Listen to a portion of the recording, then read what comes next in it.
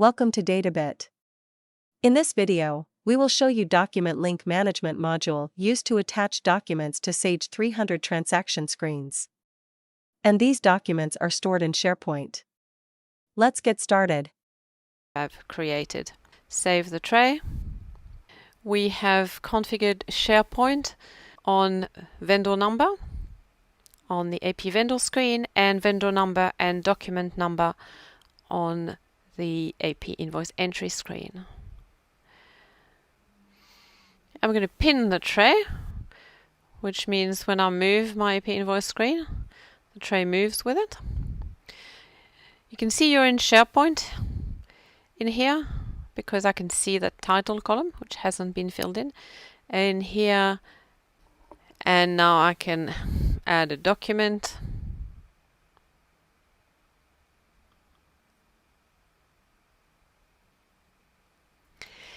I have configured it to open Sharepoint as I'm loading the document, which I'm doing here. As you can see, the document has now been renamed as per my configuration. Just show you quickly the configuration. Here you can see I'm renaming it based on value 2, which in this case is the document number, and star.extension, so I'm still using the original document name after the document number. Because I've said to open it in Sharepoint, I can now update the title in here. So I'm going to call this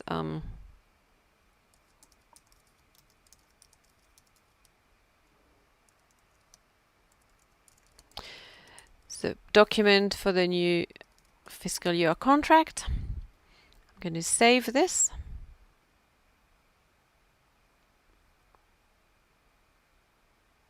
Come back to Sage 300, my invoice entry screen. You can see my document is here. Title hasn't been refreshed yet, but there's a new feature in the latest product update. I can now click F5. The document list is refreshed from Sharepoint, and you can see I can now see the title in here. And open the document in Word. Now I'd like to take that opportunity to say that in our example here, we have added the document to Sharepoint through the tray, which has done the renaming and has populated the columns in Sharepoint with those fields. Vendor number 1350 for the vendor number. The title is not used in our filter, but DML field label 2 is set to document number, field value 2 is set to webinar 001, and the roto ID is set to AP 1200.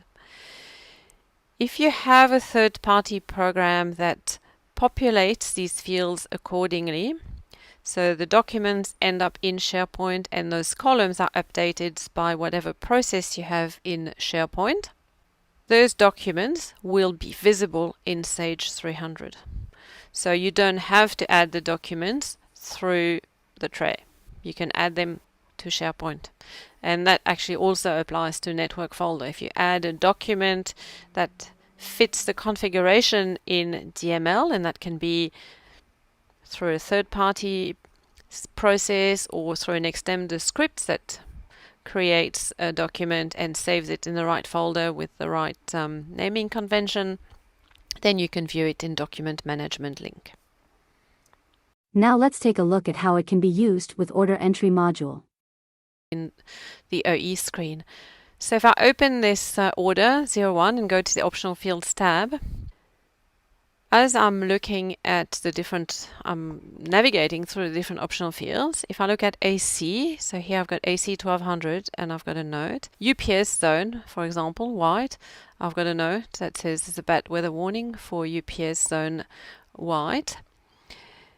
If I change to another zone, you can see I don't have a note anymore, but I could then come in here because I've got rights to add the note. I can add a new note called account number for, oops, I'm on the wrong, I should be on the UPS.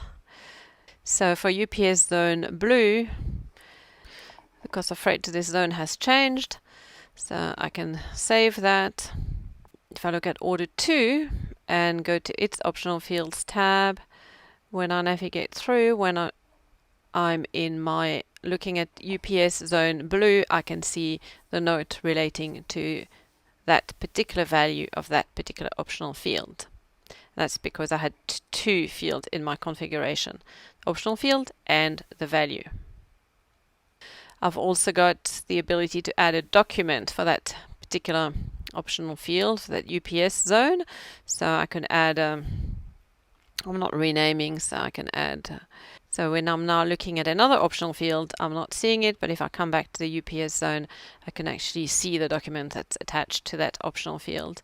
And that is not dependent on the value. So if I look at another order which has maybe UPS zone red, I should still see the same document. So again, depending on what you're trying to do, you can change your configuration. Thank you for viewing. Please call Databit for more information. Goodbye.